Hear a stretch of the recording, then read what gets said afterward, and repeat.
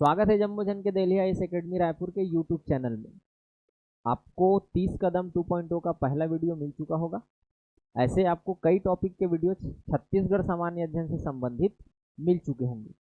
जो हमने आपको बताया था कि छत्तीसगढ़ का जो सामान्य अध्ययन है उसको आपके स्टेट सर्विस एग्जाम के अकॉर्डिंग 30 टॉपिक में बांटा गया है और जिसमें हम संपूर्ण सिलेबस को कवर करने की कोशिश कर रहे हैं। तो इस श्रृंखला में आगे बढ़ते हुए इस वीडियो पे हम बात करेंगे छत्तीसगढ़ में एडमिनिस्ट्रेशन, और वो लोकल एडमिनिस्ट्रेशन है। आप एडमिनिस्ट्रेशन समझते होंगे, एक है पंचायत राज और दूसरा है नगर पालिकाएं। तो इस वीडियो में पंचायत राज से संबंधित प्रश्नों को हम देखने वाले हैं, वो 30 महत्वपूर्ण प्रश्न जिसके माध्यम से आप छत्तीसगढ़ पंचायत राज एक्ट 1993 को कवर करने वाले हैं। तो बढ़ते हम इस वीडियो के पहले क्वेश्चन की ओर। What is correct regarding the removal of the panch of the gram panchayat? पूछा यह जा रहा है कि कौन सा कथन जो है सही है वो ग्राम पंचायत के पंच को हटाने के लिए पद से। The arbitrator can be removed from his post by a no confidence motion, कि पंच को अविश्वास प्रस्ताव से हटा सकते हैं, पहला स्टेटमेंट है। दूसरा, the panch can be remove from his post by a majority vote of the gram sabha, gram सभा के बहुमत से पारित प्रस्ताव से इनको हटा सकते हैं।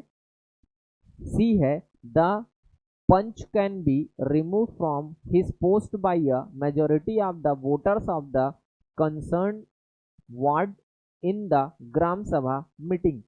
ये बोला जा रहा है कि संबंधित वार्ड से उनको रिमूव किया जा सकता है पंच के पोस्ट से। ऑप्शन डी है, a panch can be remove from his post by a majority of the voters of the concern ward through secret ballot.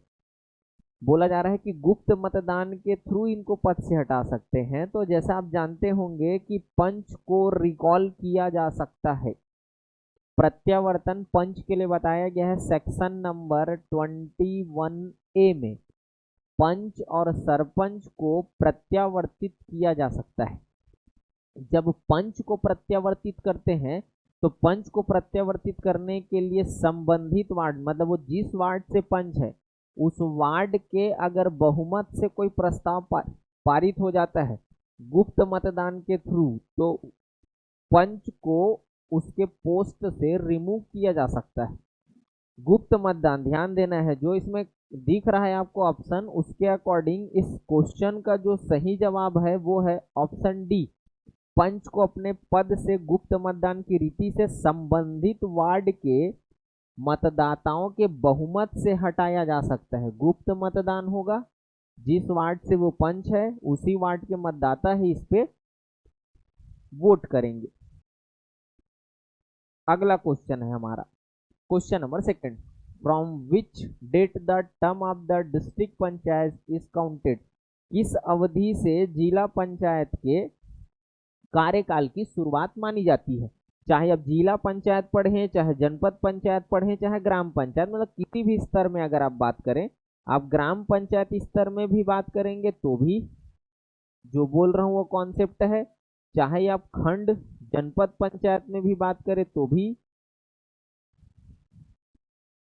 वही प्रोविजन है, और आप जिला पंचायत में बात करें ठीक वही प्रोविजन है। मतलब छत्तीसगढ़ में आप पंचायत स्तर पे किसी भी पंचायत की बात करें, जो इसका फर्स्ट मीटिंग होता है नामों के प्रकाशन के बाद, जो भी, अगर मैं ग्राम पंचायत की बात करूं तो सरपंच, पंच और उप सरपंच ये सब इलेक्ट होके आ जाते हैं, तो इनके नाम का होता है प्रकाशन, और उसी प्रकाशन की तिथि से ग्राम पंचायत सचिव के पास होता है 30 दिन का टाइम।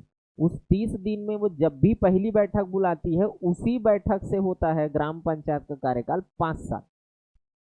वैसी जनपद में होता है, वैसी जिला में होता है, लेकिन वहां पर बैठक बुलाएगी 30 दिन के भीतर जनपद सीईओ और यहाँ पर जिला सीईओ, और पहली बैठक से टर्म ऑफ द ऑफिस है 5 साल। 5 साल का कार्यकाल होता है। लेकिन चुनाव प्रकाशन के बाद, मतलब पूरा रिजल्ट डिक्लेयर हो गया है, जो मेंबर्स बनने हैं, जो president, vice president, sarpanch, up sarpanch बनने, सबके बाद, तो देख लीजिए किस तिथि से जिला पंचायत की अवधि की गणना की जाती है। ऑप्शन ए, मतदान की तिथि से, from the date of voting, ऐसा नहीं है मतदान की तिथि से नहीं होता है। From the date of counting, गणना की तिथि से नहीं होता है। From the date of declaration of result, यहाँ से भी नहीं।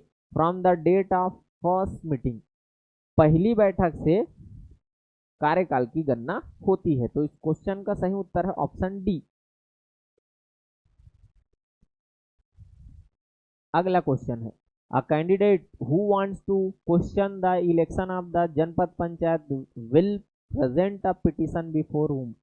मतलब ये बोल रहा है कि कोई भी जो जनप्रतिनिधि है वो अगर इलेक्शन के निर्वाचन को चैलेंज करना चाह रहा है, जो निर्वाचन हुआ है उसको चैलेंज करना चाह रहा है, तो किसके समक्ष अपनी याचिका दायर करेगा, पिटीशन फाइल करेगा। तो जब हम पंचायत राज एक्ट पढ़ते हैं 1993, तो उसमें एक सेक्शन आता है, सेक्शन नंबर 122, एक धारा है 122। इसमें प्रोविजन किया गया है कि अगर ग्राम पंचायत में दो लोग इलेक्ट होते हैं, एक ग्राम पंचायत में इलेक्ट होते हैं, उनका नाम है पंच और दूसरा पर्सन है वहां सरपंच। अगर ये इलेक्शन को चैलेंज कर रहे हैं तो जिनके समक्ष पिटीशन दायर करेंगे, फाइल करेंगे इस सेक्शन के प्रोविजंस के थ्रू, तो वो है आपका SDO, sub divisional officer, bracket में है रेवेन्यू। रेवेन्यू डिपार्टमेंट के SDO के पास ये पिटीशन फाइल करेंगे। जनपद पंचायत के स्तर पर बोल रहा हूँ, जनपद पंचायत का जो मेंबर है वो कलेक्टर को पिटीशन फाइल करेंगे इलेक्शन से रिलेटेड केसेस पे।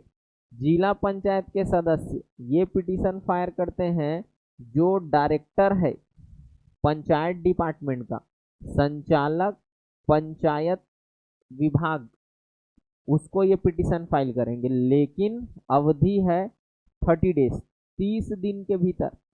जिस दिन इलेक्शन में काउंटिंग हुआ, काउंटिंग से मान लीजिए कोई डिफीट हो गया, हार गया, तो उसके पास वहां से लेके 30 दिन का टाइम है, जो 30 दिन के भीतर जो है वो पिटीशन फाइल कर लेंगे सेक्शन नंबर 122 के थ्रू।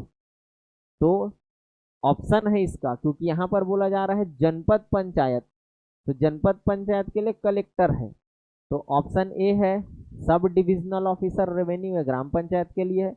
बी इसका सही जवाब है, कलेक्टर है। सी देख लीजिए, संचालक को जिला पंचायत के लिए है, सचिव पंचायत विभाग, ये तो होगा नहीं क्योंकि मैं 3 बताया उसमें आप देख पा रहे होंगे। क्वेश्चन नेक्स्ट है, who has the right to make rules for conducting election to panchayat raj institution. Panchayat raj संस्थाओं के लिए कौन जो है निर्वाचन से संबंधित नियम बनाती है, पूछा जा रहा है। तो पंचायती राज को संचालित करने के लिए, उसके चुनाव को कंडक्ट कराने के लिए हमारे यहाँ है state election commission. State election commission चुनाव कराती है, लेकिन रूल्स रेगुलेशन जो भी बनाई है चुनाव के लिए, जैसे आप पढ़े होंगे छत्तीसगढ़ पंचायत राज नियम, निर्वाचन नियम, छत्तीसगढ़ पंचायत राज निर्वाचन नियम 1995, ये नियम बनाई है छत्तीसगढ़ गवर्नमेंट। किसके परामर्श से? तो इसमें एडवाइस है जो हमारा स्टेट इलेक्शन कमीशन है वो। तो ध्यान देना है, इसमें से कौन बनाती है, तो राज्य सरकार है, राज्य निर्वाचन आयोग के परामर्श पर। Option A governor, the governor in consultation with the state election commission. Option B state election commission only बोल रहे हैं। Option C state government. Option D the state government में in consultation with the state election commission. Option D इसका सही जवाब है। राज्य सरकार वो रूल्स बनाती है, लेकिन कंसल्ट करती है किससे? स्टेट इलेक्शन कमीशन से। और रूल्स हमारे यहाँ है Chhattisgarh panchayat raj election rule 1995। Option D सही जवाब है इसका। क्वेश्चन है, how many seats of the chairman of the जनपद panchayat will be reserve for the other backward classes in the district where the total population of scheduled tribes and scheduled caste is less than 50%। आप जान रहे होंगे recent में जो आपका Chhattisgarh panchayat Raj act है, इसमें हुआ है अमेंडमेंट। अब जो लास्ट लिमिट है रिजर्वेशन का, मैक्स टू मैक्स 50% है। कंडीशन वही है कि पॉपुलेशन के रेशियो में एसटी और एससी को रिजर्वेशन मिलेगा, लेकिन अगर मान लीजिए किसी जिला में एसटी और एससी का पॉपुलेशन जो है वो 50 या 50% से ज़्यादा है, तो 50% पूरा रिजर्वेशन इन्हीं को मिलेगा। और मान लीजिए किसी जिला में इनका जो रेशियो है वो कम है, तो ओबीसी को पॉपुलेशन के रेशियो में जो रेस्ट पार्ट है उसका रिजर्वेशन मिलेगा। तो अब ओबीसी के लिए फिक्स नहीं है। 11 अप्रैल 2025 को छत्तीसगढ़ पंचायत राज एक्ट में 11वां संशोधन हुआ है। ध्यान देंगे बातों को, अब तक पंचायत राज अधिनियम में 11 बार संशोधन हो चुका है। लास्ट संशोधन रिजर्वेशन से रिलेटेड रहा है 11 अप्रैल 2025, गजट नोटिफिकेशन का डेट है ये। इससे पहले ऑर्डिनेंस आया था, ये आप जानते होंगे। राजपत्र, दो बार राजपत्र जारी किया गया था। तो अब ओबीसी को जो पहले था 11 अप्रैल 25 से पहले, वो होता था कि अगर उनका रिजर्वेशन जो है 50% से कम हो रहा है तो 25% ओबीसी को जाता था। वैसा कुछ नहीं है, लास्ट लिमिट फिक्स कर दिया गया है कि रिजर्वेशन 50% होगा, लेकिन कंडीशन ये है कि एसटी एससी का ही पॉपुलेशन उस जिला में अगर है क्या 50 या उससे ज़्यादा, तो पूरा रिजर्वेशन एसटी एससी को जाएगा। लेकिन अगर इनकी जनसंख्या अगर कम है तो जितनी जनसंख्या वैसा रिजर्वेशन इनको दिया जाएगा। तो मान लीजिए 40% जनसंख्या है तो 40% सीट रिजर्व हो जाएगी एसटी एससी के लिए, और लास्ट लिमिट है 50%। तो अब 10% में रिजर्वेशन मिलेगा ओबीसी को, लेकिन उसकी जनसंख्या के अनुपात में। मान लीजिए उस जिला में केवल 5% ओबीसी है तो 5% मिलेगा। वहां अगर 20% ओबीसी तो 20% नहीं मिलने वाला है, बचा रिजर्वेशन 10% है तो 10% ही मिलेगा। तो इसके अकॉर्डिंग ऑप्शन अगर देखें तो 33% ये नहीं बोल सकते आप, क्योंकि ऐसा कुछ है ही नहीं। क्योंकि एसटी एससी के लिए पहली प्रायोरिटी है, अगर वो कम पड़ेगा तब ओबीसी को जाएगा, और वो कितना जाएगा वो जनसंख्या के अनुपात पर निर्भर करेगा ओबीसी, और लास्ट लिमिट भी निर्भर करेगा उस पर। तो option A, option B, option C ये हो नहीं सकता है, क्योंकि ऐसा कुछ है नहीं अब।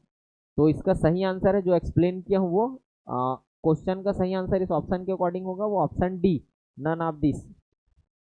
चल रहे हैं अगले क्वेश्चन की।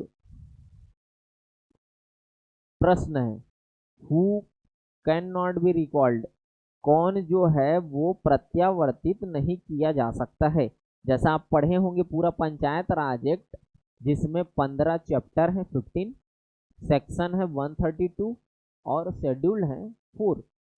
अगर इनको पूरा पढ़े होंगे तो पूरा सिस्टम में अगर देखा जाए उस एक्ट में, तो केवल 2 ही पदाधिकारी है, पोस्ट बेयरर है, जिसको रिकॉल किया जा सकता है। एक है पंच ग्राम पंचायत का और दूसरा है सरपंच ग्राम पंचायत का। उसके बाद कहीं भी रिकॉल का प्रोविजन नहीं है। तो देख लीजिए स्टेटमेंट, मतलब ऑप्शन में जनपद पंचायत का सदस्य रिकॉल नहीं होता है, जिला पंचायत अध्यक्ष ये भी रिकॉल नहीं होता है, ग्राम पंचायत सरपंच ये रिकॉल होता है, ग्राम पंचायत का जो सरपंच है। ग्राम पंचायत का पंच भी रिकॉल होता है, लेकिन क्वेश्चन में क्या बोला है, कैन नॉट, मतलब जिनको रिकॉल नहीं किया जा सकता है।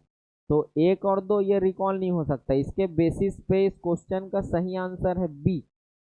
बाकी सरपंच को रिकॉल कर सकते हैं, पंच को रिकॉल कर सकते हैं। तो इस क्वेश्चन का सही आंसर होगा बी, 1 और 2। चल रहे हैं अगले प्रश्न की ओर। क्वेश्चन है next, a member of the Rajya Sabha whose name is in the voters list of a village in the district. उस जिला में किसी राज्यसभा के सदस्य का वोटर लिस्ट में नाम है, तो पूछा जा रहा है क्या होगा।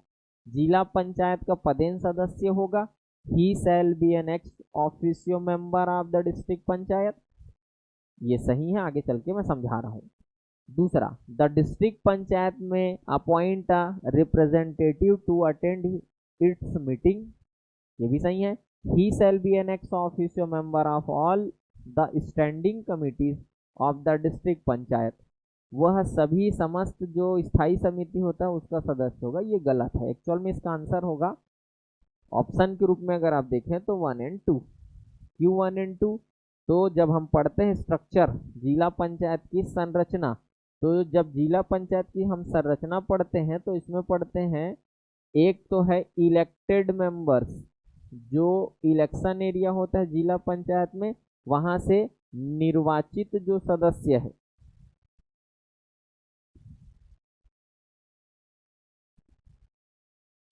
निर्वाचित जो सदस्य है, फिर उसके बाद पढ़ते हैं पदेन एक्स ऑफिसियो, फिर हम पढ़ते हैं मनोनीत नॉमिनेटेड।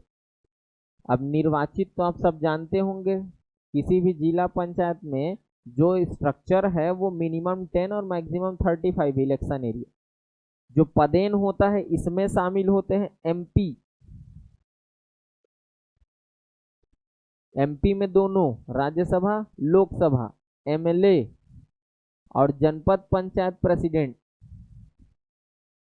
अब यहाँ पर राज्यसभा से रिलेटेड कहानी है, जो राज्यसभा का एमपी होता है वो एक्स ऑफिशियो मेंबर होता है जिला पंचायत का, अगर उनका वोटर आईडी उस जिला के किसी ग्राम पंचायत में रजिस्टर्ड है तब, नहीं है तो नहीं होंगे। तो यहाँ पर है बोल रहे हैं क्योंकि क्वेश्चन का हेडिंग ही वही बना हुआ है।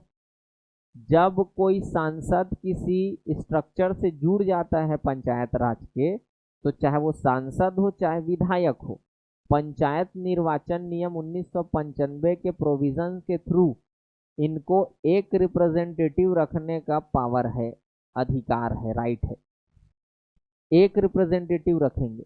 पंचायत राज एक्ट में बताया गया है कि वो पंचायत के मीटिंग में पार्टिसिपेट भी करेंगे, वोट भी करेंगे। अगर मान लीजिए राज्यसभा सांसद मीटिंग अटेंड नहीं कर पा रहे हैं तो अपने रिप्रेजेंटेटिव को वो उस मीटिंग के लिए भेज सकते हैं। जो पावर राज्यसभा के मेंबर को हो वही पावर उनके रिप्रेजेंटेटिव को है। लेकिन जब हम स्टैंडिंग कमेटी पढ़ते हैं जिला पंचायत की, तो हम पढ़ते हैं 5 स्टैंडिंग कमेटी होता है जिला पंचायत में। जनरल एडमिनिस्ट्रेशन सामान्य प्रशासन, एजुकेशन शिक्षा समिति, एग्रीकल्चर कृषि समिति, संचार संकर्म कम्युनिकेशन एंड वर्क, और कोऑपरेशन एंड इंडस्ट्री सहकारिता एवं उद्योग। ये 5 समिति होती है। इस 5 समिति में जो मेंबर होते हैं वो जिला पंचायत के इलेक्टेड मेंबर्स इन कमिटीज के मेंबर्स होते हैं। लेकिन जो एक्स ऑफिशियो मेंबर होता है जिला पंचायत का, जिसमें लोकसभा सांसद, राज्यसभा सांसद, राज्य विधानसभा का विधायक भी शामिल होता है, लेकिन जो राज्यसभा के सांसद होते हैं अगर वो किसी जिला पंचायत के स्ट्रक्चर का हिस्सा है तो वो अपने चॉइस के अकॉर्डिंग किसी 2 समिति का ही सदस्य हो सकता है, उनका चॉइस होगा। लेकिन यहाँ पर तीसरा स्टेटमेंट क्या बोला जा रहा है, वो समस्त स्टैंडिंग कमेटी मतलब जितने भी वहां होते हैं 5 स्थायी समिति सबका होगा, क्या बोल रहा है, तो वो गलत हो जाएगा, 2 का होता है। बाकी ये सही है, जिला पंचायत का पदेन सदस्य होगा। जिला पंचायत की बैठक में उपस्थित होने के लिए एक अपना रिप्रेजेंटेटिव अपॉइंट कर सकता है, जी बिल्कुल कर सकते हैं। तो इसका जवाब है ऑप्शन बी। चल रहे हैं अगले क्वेश्चन की। नेक्स्ट क्वेश्चन है, what is correct about the standing committee of the जनपद पंचायत। क्वेश्चन ये पूछा जा रहा है कि जनपद पंचायत के स्थायी समिति के संदर्भ में कौन सा सही है। चल रहे हैं, स्टेटमेंट बेस्ड क्वेश्चन है। द चेयरमैन ऑफ द जनपद panchayat is the ex officio chairman of general administration committee. सही स्टेटमेंट है, क्योंकि जो बताया गया है एक्ट में कि जो जनपद पंचायत का अध्यक्ष होगा वो पदेन अध्यक्ष होगा या सभापति होगा जनरल एडमिनिस्ट्रेशन कमिटी का। सही है ये। The vice president of the जनपद panchayat is the ex officio chairman of the education committee. ये भी सही है। शिक्षा समिति का सभापति या अध्यक्ष होता है जनपद पंचायत का उपाध्यक्ष। सही है। The member of the agriculture and education committee are nominated by the chairman of the जनपद पंचायत। ऐसा कहीं नहीं होता है जो जनपद पंचायत अध्यक्ष किसी कमिटी में मेंबर को नॉमिनेट करे, तो ये स्टेटमेंट गलत है। The legislative assembly member who is an ex officio member of the जनपद panchayat can be a member of any 3 committees. ऐसा नहीं होता है, जनपद पंचायत के स्ट्रक्चर में विधायक शामिल होता है, लेकिन वो विधायक सभी ऑल स्टैंडिंग कमिटी के एक्स ऑफिशियो मेंबर के रूप में ज्वाइन होता है। कोई 3 नहीं, यहाँ पर क्या बोला जा रहा है, एनी 3 नहीं, ऑल स्टैंडिंग कमिटी होगा। तो स्टेटमेंट फर्स्ट राइट है, स्टेटमेंट सेकंड राइट है, तो इस क्वेश्चन का राइट आंसर है, करेक्ट आंसर है ऑप्शन बी 1 एंड 2। चल रहे हैं आगे। अगला प्रश्न है, if the population of a district is 30 lakh then how many constituencies will there be for the district panchayat. आप पढ़े भी होंगे, जब इस एक्ट को पढ़े होंगे तो, कि कोई भी विलेज लेवल पर, गांव लेवल पर कोई पंचायत है तो उस पंचायत में कम से कम वार्ड होंगे 10, अधिक से अधिक वार्ड होंगे 20। इधर लिख रहा हूं लेफ्ट में वो मिनिमम है, राइट में जो लिखा जा रहा है वो मैक्सिमम है। अगर जनपद पंचायत की बात किया जाए तो जनपद पंचायत में जो इलेक्शन एरिया होगा पॉपुलेशन के अकॉर्डिंग मिनिमम 10 मैक्सिमम 25। और जिला पंचायत की अगर बात करें तो जिला पंचायत में जो इलेक्शन एरिया होगा वो होगा मिनिमम 10 मैक्सिमम 35। इसी के बीच ही एग्जिस्ट करेगा, पॉपुलेशन कुछ भी हो, मतलब उसको ऐसा सेटल किया जाएगा कि मिनिमम 10 बने। जैसे एग्जांपल दे रहा हूँ, नारायणपुर डिस्ट्रिक्ट आप जानते होंगे, वहाँ का पॉपुलेशन लगभग मोटा मोटा अगर बोले तो 139,000 है, या आप बोल सकते हैं 1,39,000 है नारायणपुर डिस्ट्रिक्ट का पॉपुलेशन। अब इसमें से कुछ अर्बन रीजन में आएंगे, कुछ रूरल रीजन में आएंगे। एडमिनिस्ट्रेशन आप पढ़ रहे हैं रूरल, मैं मोटा मोटा मान लेता हूं कि इसका 1 लाख जो है वो रूरल पॉपुलेशन है। वैसे रायपुर उठा लीजिए, रायपुर का पॉपुलेशन अप्रॉक्सीमेट है 21 लाख, जिसमें से लगभग 12 लाख जो है वो अर्बन आते हैं, तो 9 लाख जो है वो रूरल है। चाहे नारायणपुर में जिला पंचायत का गठन हो, चाहे रायपुर में जिला पंचायत का गठन हो, जनसंख्या के आधार पे इलेक्शन एरिया होंगे। अब नारायणपुर में कम जनसंख्या तो 10 बनाना ही पड़ेगा, और रायपुर में बम जनसंख्या तो 35 ज्यादा से ज्यादा हो सकता है, लेकिन है ही नहीं बोल रहा हूँ भाई, हो सकता है 35 से ज्यादा नहीं होगा। तो उसके अकॉर्डिंग आप देख सकते हैं कि अधिक से अधिक होंगे अगर जनसंख्या कुछ भी हो। और जिला पंचायत के लिए बात किया गया है कॉन्स्टिट्यूएंसी, डिस्ट्रिक्ट के पॉपुलेशन को लेके, तो डिस्ट्रिक्ट पंचायत में कॉन्स्टिट्यूएंसी होते हैं वो है मैक्सिमम 35। तो इस क्वेश्चन का राइट करेक्ट आंसर है ऑप्शन डी। अगला क्वेश्चन है, व्हाट इज करेक्ट स्टेटमेंट है, सही उत्तर आपको बताना है। द प्रेसिडेंट ऑफ द जनपद panchayat represents a constituency in the जनपद पंचायत। ये आप जानते होंगे कि जनपद पंचायत जो अध्यक्ष है वो दोहरी भूमिका में होता है, वो किसी जनपद पंचायत के इलेक्शन एरिया का एक मेंबर भी है, और मेंबर इलेक्ट होने के बाद वो जनपद पंचायत का प्रेसिडेंट भी बन जाता है। सही है वो। The president of the Janpad Panchayat is elected by the elected members of the district panchayat.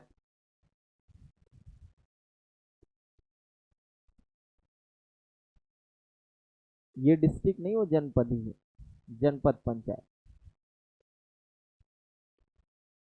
तो जो जनपद पंचायत का अध्यक्ष होता है वो इलेक्ट होता है जनपद पंचायत के सदस्यों के बीच से, ये भी सही है। जो सदस्य होते हैं उन लोग अपने बीच से एक को बनाते हैं अध्यक्ष।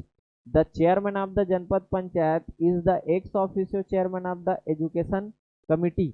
ऐसा नहीं होता है, जो जनपद पंचायत का अध्यक्ष होगा वो शिक्षा समिति का एक्स ऑफिशियो चेयरपर्सन नहीं होता है, वो होता है सामान्य प्रशासन समिति का। तो ये स्टेटमेंट गलत है।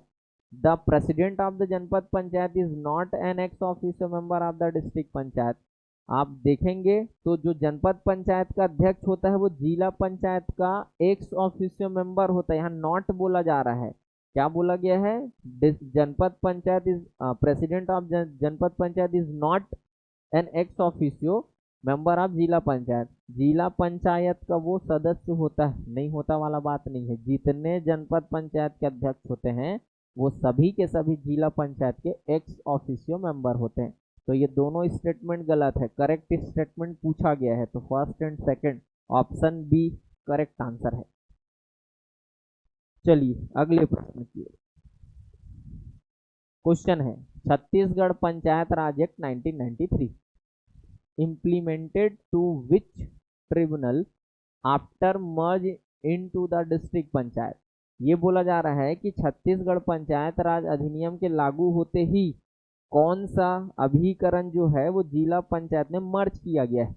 तो जब आप एक्ट पढ़ते हैं तो पढ़ते हैं एक्ट का एक सेक्शन है 52 का क्लॉज 2 है और उसका पॉइंट है ए, 2 पॉइंट है उसमें क और ख, ए और बी। तो उसमें मेंशन है 52 जिसमें जिला पंचायत वर्क्स का कृत्य दिया हुआ है, वर्क्स ऑफ डिस्ट्रिक्ट पंचायत। तो जिला पंचायत का कृत्य दिया हुआ है, वही बताया गया है कि जो जिला ग्रामीण विकास अभिकरण है वो मर्ज हो जाएगा इम्प्लीमेंट होते ही एक्ट। एक ही निकाय का वर्णन है और ये सेक्शन है जो लिखा हूँ वो। तो उत्तर है इसका कौन सा मर्ज होगा, डिस्ट्रिक्ट रूरल डेवलपमेंट एजेंसी, इसी के बारे में डिस्कस है। तो एक ही ए इसका सही जवाब है। मेंशन कहाँ है जानकारी, सेक्शन 52 क्लॉज 2 ए। अगला क्वेश्चन है match the following which reference to the Chhattisgarh panchayat Raj Act 1993। दिया हुआ है कुछ धारा सेक्शन और दूसरे कॉलम में दिया गया है उस धारा का टाइटल।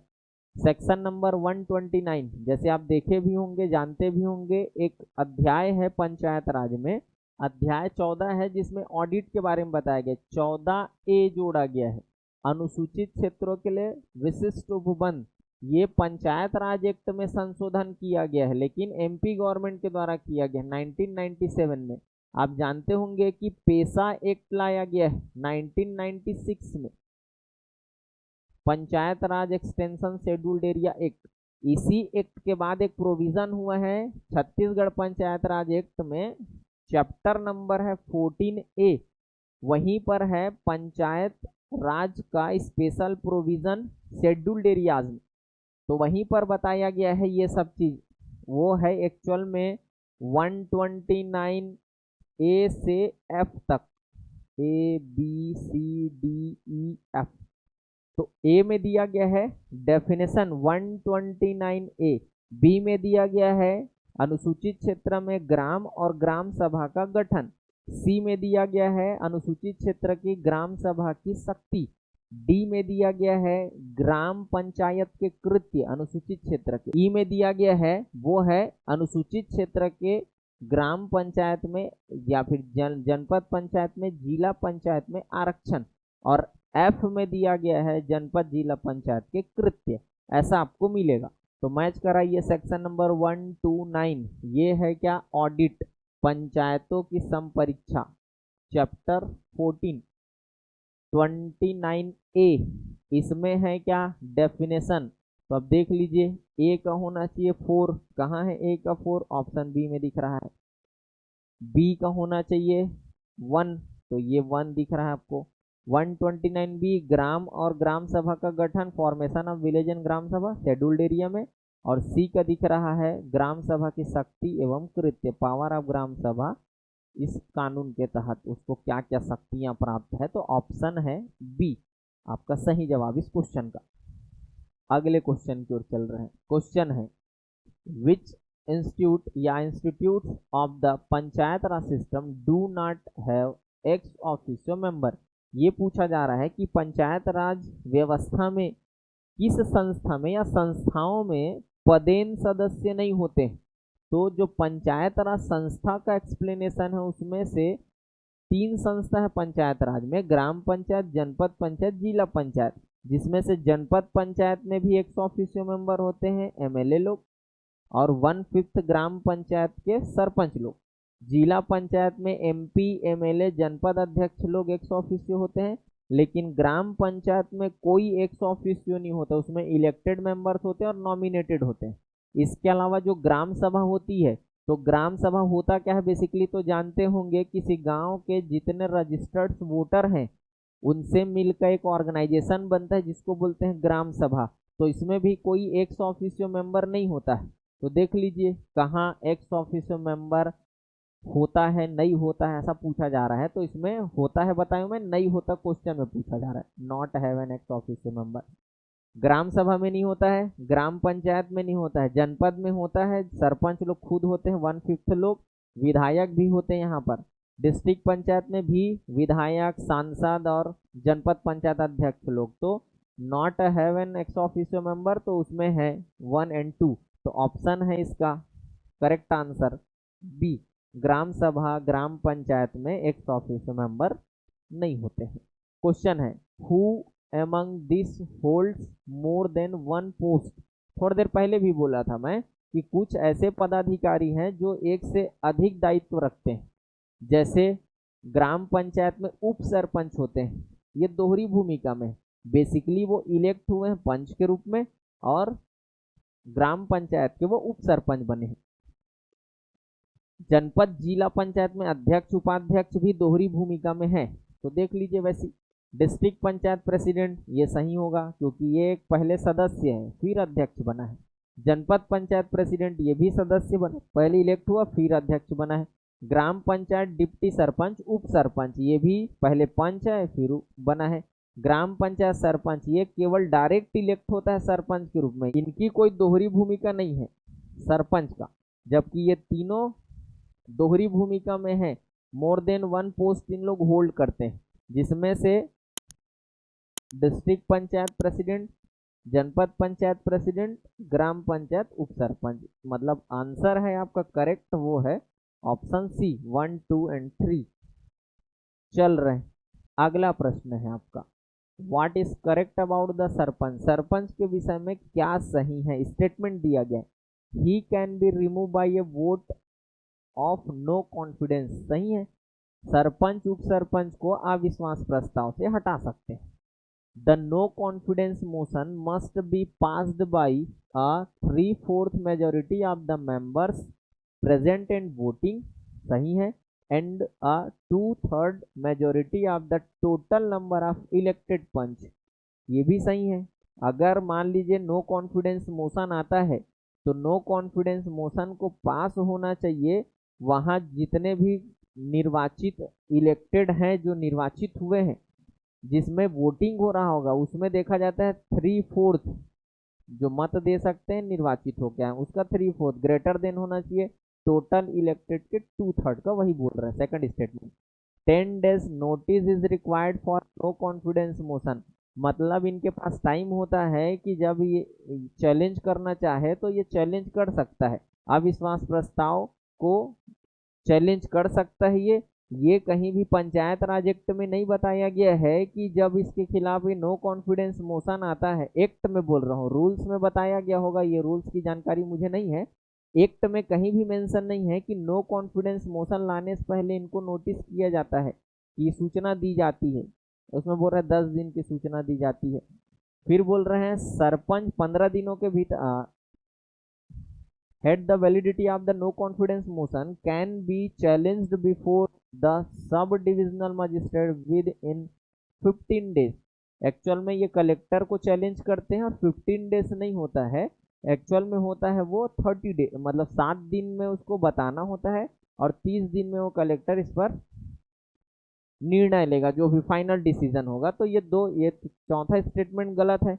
ये भी फिलहाल पंचायत राज एक्ट की बात करूँ तो वहाँ कहीं मेंशन नहीं है कि नो कॉन्फिडेंस मोशन लाने से पहले उसको 10 दिन पहले सूचना देना, अगर रूल्स में होगा तो अलग बात है, लेकिन एक्ट में कहीं मेंशन नहीं है। अगर देखें एक्ट के अकॉर्डिंग तो ये दोनों पहला और सेकंड स्टेटमेंट करेक्ट है। तो देख लीजिए ऑप्शन बी इस क्वेश्चन का सही जवाब होगा, फर्स्ट एंड सेकंड। अगला क्वेश्चन है what is correct regarding auditing of the panchayat account. Panchayat account के ऑडिट के लेखा के लिए कौन सा ऑप्शन है वो सही है। The collector is responsible for auditing the accounts, पंचायतों का जो ऑडिट करता है वो कलेक्टर की जिम्मेदारी है। The account general of the state audit the accounts, जो छत्तीसगढ़ का अकाउंटेंट जनरल है, महालेखाकार है, वो ऑडिट करते हैं। The panchayat audit board audits the account, panchayat audit board बनाया गया, लेखा बोर्ड बनाया गया, वो ऑडिट करता है। A separate and independent audit organisation under the control of the state government audit the accounts, यही है क्योंकि ऑडिट वही अभी बताया, सेक्शन नंबर 129, सेक्शन नंबर है 129, चैप्टर है 14, वहां पर ऑडिट के बारे में बताया गया पंचायतों के। तो ऑडिट के बारे में बताया गया तो पंचायत का ऑडिट करेगा राज्य सरकार के द्वारा स्थापित एक ऐसी संस्था, स्वतंत्र संस्था ये ऑडिट करती है, इंडिपेंडेंट एक अलग से संस्था स्थापित करती है गवर्नमेंट, और उसी के माध्यम से पंचायत के अकाउंट्स का ऑडिट होता है। तो ऑप्शन डी इसका करेक्ट आंसर है। अगला क्वेश्चन है, व्हाट इज करेक्ट, कौन सा कथन सही है? The chairman of the district panchayat is directly elected. ऐसा तो है नहीं, क्योंकि चेयरमैन के रूप में इलेक्ट नहीं होता है वो, या अध्यक्ष के रूप में इलेक्ट नहीं होता है वो इलेक्ट होते हैं मेंबर के रूप में। Second, the chairman of the district panchayat is directly elected by the representatives elected from the single member constituency of the district. ये सही है, क्योंकि वो जो है वो निर्वाचन क्षेत्र से इलेक्ट होता है डायरेक्टली, ठीक, लेकिन वो चेयरमैन के रूप में नहीं इलेक्ट होता है, वो मेंबर के रूप में इलेक्ट होता है। The chairman of the district panchayat is elected by the all the members of the district panchayat. ये भी सही है, क्योंकि वो सभी सदस्यों के बीच से इलेक्ट होता है। The president of the district panchayat is elected indirectly. ये भी सही है, इनडायरेक्टली इलेक्ट होता है, मतलब इसी को थोड़ा दूसरे फॉर्म में घुमा के बोल रहा है। तो पहला वाला कथन तो गलत है, क्योंकि ये सीधा चेयरमैन के रूप में डायरेक्ट इलेक्ट नहीं होता है, अध्यक्ष के रूप में, प्रेसिडेंट के रूप में, प्रेसिडेंट भी कंसीडर कर सकते हैं आप, डायरेक्ट इलेक्ट नहीं होता है। बाकी स्टेटमेंट सही है। तो 2, 3, 4 जहां कहीं ऑप्शन में दिख रहा होगा आपको, तो ऑप्शन बी इसका करेक्ट आंसर है। ये देख लीजिए, 2, 3, 4 आगे होगा आपको समझ, दोहरी भूमिका में है ये।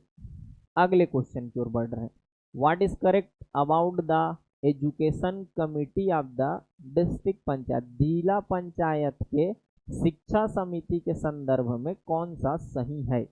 The vice president is it's x officer chairman. सही है, जो उपाध्यक्ष होता है जिला पंचायत का वो इसका पदेन सभापति होता है। It is mandatory to have a female member. जरूरी है कि उसमें एक महिला सदस्य हो। बिल्कुल सही है। It is necessary to have a member of schedule caste. ऐसा नहीं बोला गया है, बोला गया है शेड्यूल ट्राइब और schedule caste. It is necessary to be a member of a schedule tribe. Individual नहीं बोला गया है, इसमें बोला गया है कि एक महिला होंगे, जितने मेंबर का स्ट्रक्चर है उसमें एक फीमेल और एक, दोनों में से कोई एक, शेड्यूल ट्राइब या शेड्यूल कास्ट का एक मेंबर और एक फीमेल मेंबर।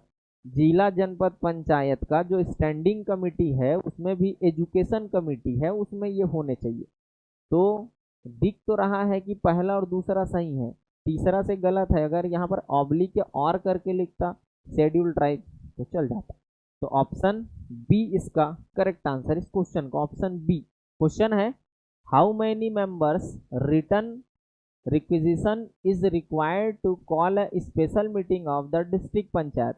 जब भी हम पढ़ते हैं जिला पंचायत, जनपद पंचायत, ग्राम पंचायत, तो उसमें पढ़ते हैं कि विशेष बैठक बुलाई जा सकती है अगर आधे सदस्य या आधे से अधिक, आधा मतलब हाफ है, अगर ग्राम पंचायत के आधा, जनपद का आधा या जिला का आधा अपने अपने लिए मेंबर लोग स्पेशल मीटिंग की डिमांड कर रहे हैं, तो विद इन 7 डेज, 7 दिन के भीतर बैठक बुलाना आवश्यक है। ग्राम पंचायत के लिए देखा जाए तो सरपंच, जनपद के लिए देखा जाए तो अध्यक्ष और जिला के लिए देखा जाए तो अध्यक्ष। अगर 7 दिन में ये बैठक बुलाने में असफल है तो फिर सदस्य जो डिमांड कर रहे थे उन लोग खुद से मीटिंग बुला लेते हैं स्पेशल, और इसका नोटिफिकेशन सूचना जारी करते हैं ग्राम पंचायत के लिए सचिव, जनपद के लिए जनपद सीईओ, जिला के लिए जिला सीईओ। तो हाफ आएगा। अगर जिला पंचायत का विशेष बैठक बुलाना है या जनपद का या ग्राम पंचायत का, तो आधे सदस्य लोग रिकमेंड करेंगे। ऑप्शन सी करेक्ट आंसर है। नेक्स्ट क्वेश्चन है, who will act as a officiating sarpanch in case of a casual vacancy in the post of sarpanch. मतलब जब सरपंच का पद जो है वो वैकेंट हो, खाली हो, आकस्मिक रिक्ति हो जाए, तो कौन स्थानापन्न सरपंच के रूप में काम करेगा, मतलब कौन उनके दायित्वों का निर्वहन करेगा कि जब तक सरपंच का इलेक्शन ना हो जाए। Option A deputy sarpanch, option B senior most member, option C member appointed by the prescribed authority, option D a member elected by the members from among themselves. मतलब ये होता है कि जब सरपंच का पोस्ट खाली होता है तो फिर इमीडिएटली तो इलेक्शन हो नहीं सकता है, तो जो पंचों की एक बैठक बुलाई जाए, ग्राम पंचायत सचिव जो है वो विद इन 15 डेज 15 दिन के भीतर एक बैठक बुलाती है और इसी बैठक में वो पंच लोग अपने बीच से एक को चुनते हैं सरपंच, और वही व्यक्ति सरपंच के रूप में एक्ट करेगा, काम करेगा। तो ऑप्शन डी, सदस्यों द्वारा अपने में से चुना गया सदस्य वही सरपंच बनेगा, लेकिन वो भी टेम्पररी है ना, परमानेंट नहीं है, क्योंकि स्थानापन्न बोला जा रहा है, एक्चुअल में इलेक्शन होना है विद इन 6 मंथ। तो नया जो सरपंच आएगा फिर वो प्रभार ले लेंगे। तो इस कंडीशन में होता है ये स्टेटस। क्वेश्चन है अगला, जिला पंचायत की समितियों के द्वारा संपादित कृतियों को सुमेलित कीजिए। Committee of the district panchayat and the function perform by them match the following. Agriculture committee, जैसे आप जानते हैं कृषि समिति में काम होता है कृषि से रिलेटेड, कंपोस्ट से रिलेटेड, कंटूर बंडिंग वगैरह हो गया। अगला समिति है जनरल एडमिनिस्ट्रेशन, इसमें अकाउंट है, बजट है, एडमिनिस्ट्रेशन है, इंटीग्रेटेड रूरल डेवलपमेंट प्रोजेक्ट है, एकीकृत ग्रामीण विकास परियोजनाएं हैं।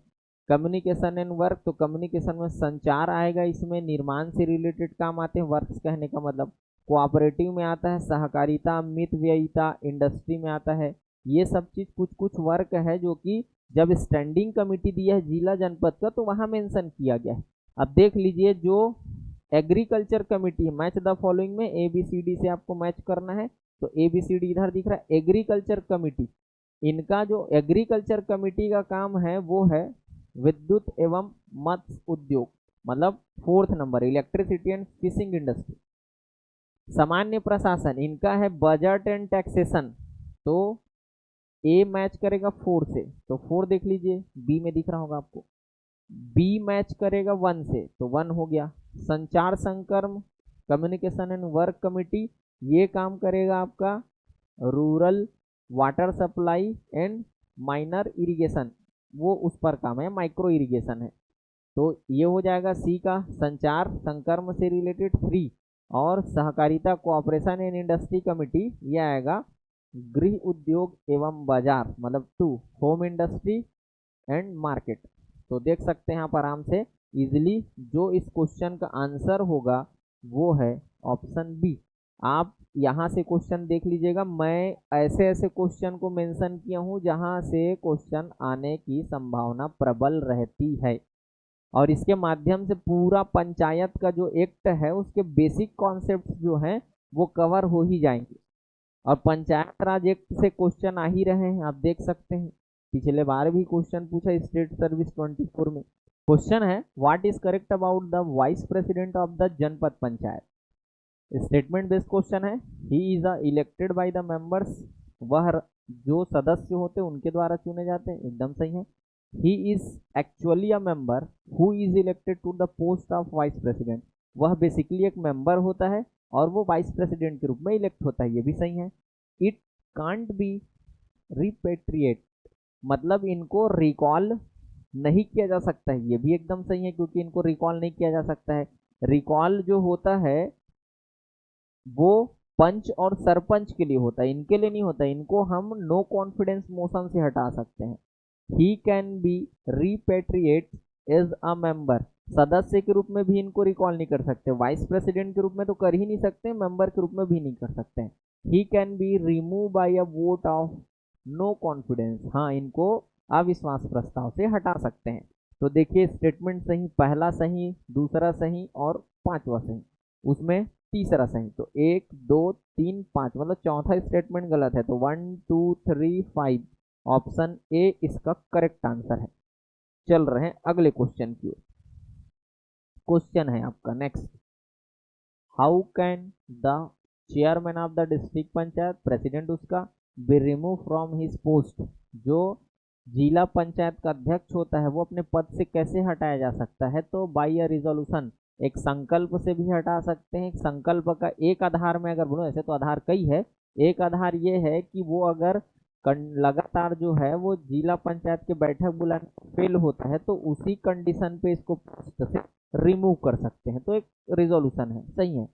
By a motion of no confidence, इसको अविश्वास प्रस्ताव से भी हटा सकते हैं। By 3/4 of the members present and voting, मतलब 3/4 के मेजोरिटी से इनको हटाया जा सकता है, लेकिन वो प्रेजेंट मेंबर होंगे जो वोट कर सके।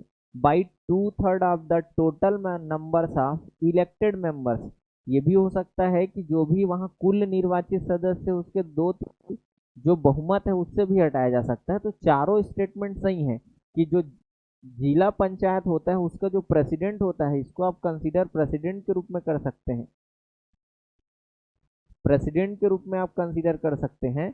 तो प्रेसिडेंट जो होता है उसको नो कॉन्फिडेंस मोशन के थ्रू पद से हटा सकते हैं, एक संकल्प से पद से हटा सकते हैं। जब नो कॉन्फिडेंस मोशन आता है तो उसके लिए कंडीशन जो होता है, वो कंडीशन जो है वो स्टेटमेंट के फॉर्म में दिख रहा है। तो आपका करेक्ट आंसर है ऑप्शन डी। नेक्स्ट क्वेश्चन की ओर चलते हैं। अगला प्रश्न है आपका, what is correct regarding quorum, गणपूर्ति के संदर्भ में सही क्या है।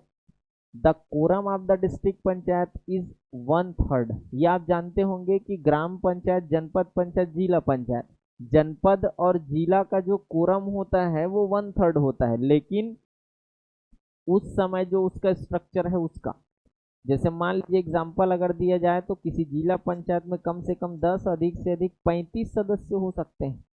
तो मान लीजिए रायपुर जिला पंचायत है, यहाँ 16 सदस्य है और 16 में से कोई पोस्ट जो है वैकेंट है, तो 15 का 1/3 देखा जाएगा कोरम। जनपद जिला में 1/3 होता है, ग्राम पंचायत में वही हाफ होता है, तो ये तो ठीक है। The quorum of the district panchayat half members, district panchayat half नहीं होता, 1/3 होता है। The quorum of the gram panchayat is 1/4, 1/2 होता है।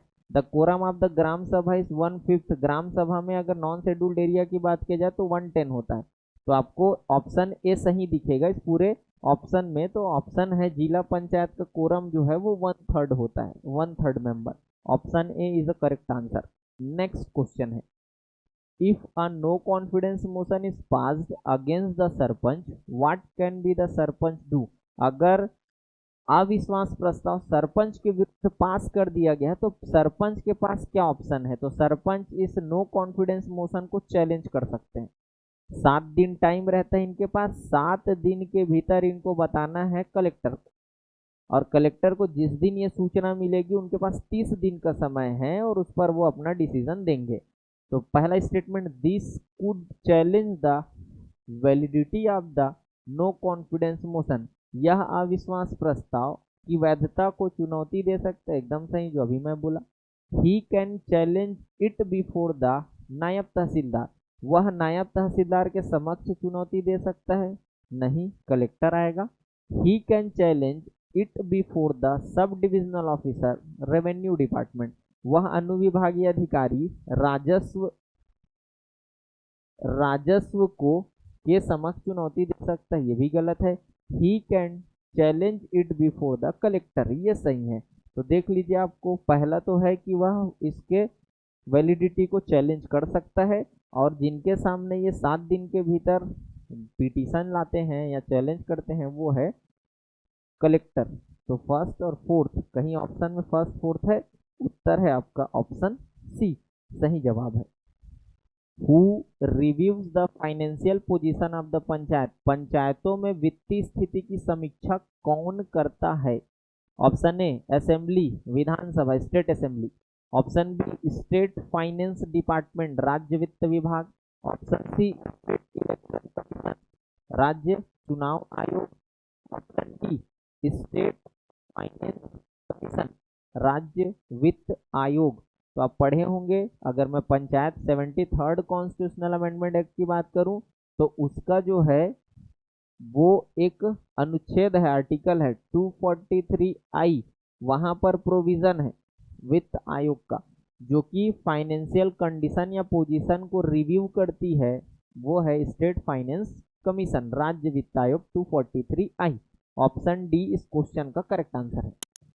क्वेश्चन है, the constitution 73rd amendment act 1992 which aims to promote panchayat raj, संविधान 73वां संशोधन अधिनियम 1992 जिसका लक्ष्य देश में पंचायत राज संस्थाओं को बढ़ावा देना है, निम्न में से क्या प्रावधान करता है। First statement, the state election commission will conduct all the panchayat election. राज्य चुनाव आयोग पंचायतों के सभी चुनाव करवाएगा। सही है। कहाँ है? आर्टिकल नंबर 243 के में। Establishment of state finance commission, राज्य वित्त आयोग की स्थापना पिछले क्वेश्चन में आप देखें, ये प्रोविजन लेके आता है। Formation of district planning committees, जिला आयोजना समितियों का गठन, ऐसा कोई प्रोविजन नहीं है पंचायत राज एक्ट के आर्टिकल में। तो इसका आंसर है ओनली 1 और 2। ऑप्शन बी इस क्वेश्चन का सही जवाब है। केवल 1 और 2 सही, क्योंकि बोला गया था कौन सा सही है, जो 73वां संविधान संशोधन अधिनियम से जुड़ा हुआ है। अगला क्वेश्चन है, in which part of the constitution is the provision of panchayat raj system mentioned. संविधान के किस भाग में पंचायत राज व्यवस्था के प्रावधान का उल्लेख है? तो ऑप्शन ए है पार्ट 9, भाग 9 में है पंचायत राज से रिलेटेड प्रोविजन जो है वो। अगला क्वेश्चन है, suppose a no confidence motion against the deputy sarpanch up sarpanch of the village panchayat is pending in the village panchayat. There are 18 members in the village panchayat, 12 are present and voting and 11 vote in favor. What will happen? बोला जा रहा है कि मान लीजिए कि ग्राम पंचायत में उप सरपंच के विरुद्ध एक अविश्वास प्रस्ताव विचाराधीन है। ग्राम पंचायत में कुल 18 सदस्य हो सकते हैं, 10 से 20, 18 है। उपस्थित तथा मतदान करने वाले सदस्यों की संख्या 12 है तथा 11 सदस्य पक्ष में मतदान करते हैं, मतलब नो कॉन्फिडेंस मोशन के फेवर में वोट करते हैं। तो क्या होगा, समझिए इसको क्या होगा। जानते हैं हम, जब इसको सॉल्व करते हैं तो पढ़ते हैं क्या कि जो भी मेंबर्स हैं इलेक्टेड मेंबर्स और जो वोट कर सकते हैं, निर्वाचित होना चाहिए और वोटिंग का उनको पावर हो, राइट हो, उसका 3/4 ये ग्रेटर देन होना चाहिए टोटल इलेक्टेड मेंबर का। वहाँ जो टोटल इलेक्टेड मेंबर है उसके 2/3 के। तो टोटल आपको दिख रहा है कितना, 18। 18 का 2/3 आप निकाले यहाँ से तो 2/3 आपको मिलेगा 12। इससे अगर वैल्यू ग्रेटर देन में आएगी ये वाली, तो वो जो मोशन है नो कॉन्फिडेंस वो होता है पास। तो जैसे देखिए 12 से ज़्यादा चाहिए, मतलब 13 लोग चाहिए, और बोल क्या रहा है कि कुल पार्टिसिपेट किए हैं 12 लोग, जिसमें से मोशन के फेवर में वोट किए हैं 11 लोग। हमको चाहिए ग्रेटर देन 11, बोल रहा है कि ये जो मिला है वो 11 है, तो मोशन जो है वो रिजेक्ट हो जाएगा, फेल हो जाएगा। तो ऑप्शन देख लीजिए, अब अविश्वास प्रस्ताव पारित हो जाएगा, नहीं होगा। The no confidence motion will be passed, नहीं, no confidence motion will be passed, अविश्वास प्रस्ताव पारित नहीं होगा। No confidence motion will be not passed, ये ऑप्शन बी, इधर का हिंदी का देख लीजिएगा, नहीं होगा। Option C, the sarpanch will exercise his casting vote, ऐसा कुछ नहीं है, वो सरपंच जो है अपना कास्टिंग वोट या निर्णायक मत नहीं दे सकते हैं। The matter send to the district panchayat, प्रकरण जनपद पंचायत को भेजा जाएगा, जनपद पंचायत को नहीं भेजते हैं। यहाँ पर कहानी जो होता है उसमें पास या रिजेक्ट होगा, तो ये जो है मोशन वो रिजेक्ट हो जाएगा, क्योंकि फेवर में 11 लोग हैं और 12 से ज़्यादा चाहिए। अगर ये 13, 14, 15 मिल जाता तो फिर ये पास हो जाता। ऑप्शन बी करेक्ट आंसर है। हिंदी वाला देख लेंगे, इंग्लिश में थोड़ा यहाँ पर होगा, no confidence motion will be not pass, pass नहीं होगा। क्वेश्चन है अगला, if the population of the gram panchayat area is 1000 more, then what will be the number of wards in that gram panchayat. बोला ये जा रहा है कि यदि ग्राम पंचायत क्षेत्र की जनसंख्या 1000 से अधिक हो तो उस ग्राम पंचायत में वार्डों की संख्या कितनी होगी। जब हम पंचायत राज को पढ़ते हैं तो पढ़ते हैं ऐसा प्रोविजन किया गया है एक्ट में कि कहीं अगर ग्राम पंचायत बन रहा है तो बेसिकली ध्यान दिया जाता है कि एक वार्ड में पॉपुलेशन का रेशियो हो 100 ग्राम पंचायत में। जनपद में ध्यान दिया जाता है एक निर्वाचन क्षेत्र में, कॉन्स्टिट्यूएंसी में पॉपुलेशन का रेशियो हो 5000, पॉपुलेशन बोल रहा हूँ, वोटर नहीं बोला जा रहा है। वहीं जिला पंचायत के लिए पॉपुलेशन का रेशियो होना चाहिए ये, और ये भी बोला जाता है कि किसी ग्राम पंचायत, जनपद पंचायत, जिला पंचायत में कम से कम 10 कॉन्स्टिट्यूएंसी होगा। ग्राम पंचायत के लिए वार्ड, जिला जनपद के लिए कॉन्स्टिट्यूएंसी या इलेक्शन एरिया। यहाँ बोला जाता है 20, यहाँ 25, यहाँ 35, मतलब मिनिमम मैक्सिमम पर बात करो, जो कि पहले भी डिस्कस कर चुका हूँ। तो ग्राम पंचायत की अगर जनसंख्या 1000 से अधिक है तो कितने वार्ड हो सकते हैं? अब ये बोला कि एक इलेक्शन एरिया के लिए, वार्ड के लिए 100, तो मिनिमम 10 बनाना है। 1000 तो चाहिए ही किसी को ग्राम पंचायत के रूप में नोटिफाई करने के लिए या वहाँ इलेक्शन कराने के लिए। तो आप देख सकते हैं कि 1000 से अधिक है तो कम से कम तो 10 होने ही चाहिए।